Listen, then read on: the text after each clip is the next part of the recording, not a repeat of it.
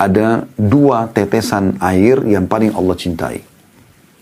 Yaitu tetesan air mata karena takut kepada Allah SWT. Dan ini dalam kehidupan orang beriman, umumnya kata ulama Allah lintaskan dalam hidupnya. Supaya dia pernah merasakan minimal menangis karena Allah. Ya. Dan Allah lebihkan tangisan itu kepada wali-walinya. Orang yang sangat dekat dengan Allah maka akan sering tersentuh merenyuh. Dia lihat gempa, dia menangis. Karena dia bukan takut dengan gempanya, tapi dia takut dengan murkanya Allah. Disebutkan dalam sebuah riwayat yang sahih, Nabi SAW kalau melihat ada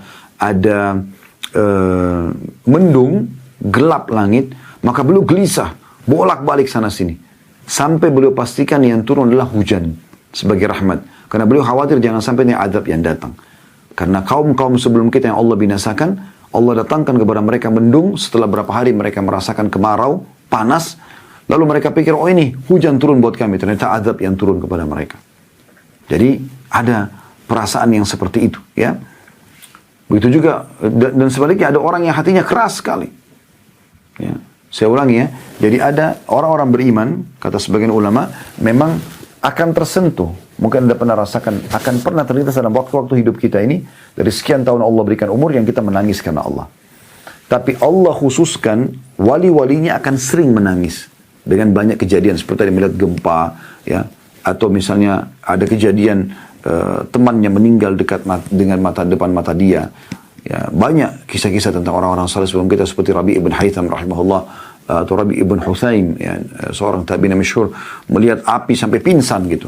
Pada saat ada mereka lagi istirahat di satu tempat lalu ada api unggun dibuat untuk menghangatkan tubuh mereka, maka beliau pingsan sambil menangis-nangis gitu. Pada saat menangis kemudian pingsan ya. Menangis dulu kemudian pingsan. Lalu kemudian pada saat sadar ditanya kenapa? Dia bilang saya tiba-tiba kebayang panasnya api neraka. Jadi mereka tersentuh dengan hal-hal seperti ini. Ini wali-wali Allah subhanahu wa ta'ala. Ada orang subhanallah yang rusak hatinya. Mau temannya tabrakan dengan dia lalu meninggal dan dia selamat. Dia tidak ambil pelajaran. Dia malah tetap berfoya-foya, tetap melakukan kemaksiatan. Walaupun depan mata Allah sudah perlihatkan. Allah selamatkan dia untuk ya, mengambil pelajaran. Begitu juga dengan orang-orang yang selamat dari gempa, bencana alam. Di Indonesia kan banyak itu ya. Yang orang-orang selamat, ada yang meninggal. Ya, kemarin ada tsunami, ada longsor, ada banjir. Banyak Allah datangkan fenomena alam. Ada yang selamat. Tapi mereka cuma jadikan sebagai bahan cerita. Dulu tetangga saya, dulu kerabat saya, dulu rumah itu, dulu kantor itu. Dia tidak ambil pelajaran. Harusnya dia menangis di sini takut kepada Allah SWT. Dan satu sisi menangis karena bersyukur Allah selamatkan dia. Sisi yang lain dia menangis karena takut jangan sampai dia juga ditimpakan musibah atau hukuman sebagaimana ditimpakan kepada temannya tersebut. Nah ini pelajaran penting ya. Kemudian yang kedua adalah darah, tetesan darah yang tumpah di jalan Allah. Dan ini berarti keutamaan mati syahid. Ya. Dan ini penting teman-teman sekalian untuk kita renungi ya, bagaimana kita berpikir untuk menjadi orang yang mati syahid. Kata Nabi SAW, ya, karena kan kita juga pasti mati ya, mau tidak mau gitu. Jadi tanamkan dalam diri anda supaya Allah tutup diri anda dengan mati syahid. Kata Nabi SAW, man talaba syahadatu bisidq, ballagahu Allahu manazil syuhada wa in mata ala firashi. Siapa yang betul-betul tulus ingin mati syahid, Allah akan berikan dia kedudukan orang mati syahid walaupun dia mati di atas ranjangnya. Allah akan berikan dia kedudukan orang mati syahid walaupun dia mati di atas ranjangnya. Jadi memang kita harus niatkan supaya kita mati syahid. Tapi kan Ustaz, orang kalau mati syahid kan dipenggal lehernya, ditusuk perutnya, dibom sehingga meledak. Akhi dan ukhti, kita tidak akan rasakan lagi itu pada saat kita hadapi kematian. Semua orang yang ditabrak kereta api kepalanya hancur, orang yang dipenggal lehernya, orang yang meledak di pesawat, semua itu teman-teman sekalian tidak lagi merasakan apa yang anda lihat itu. Mereka cuma merasakan satu, yaitu sakaratil maut, proses bagaimana malaikat mencabut ruhnya.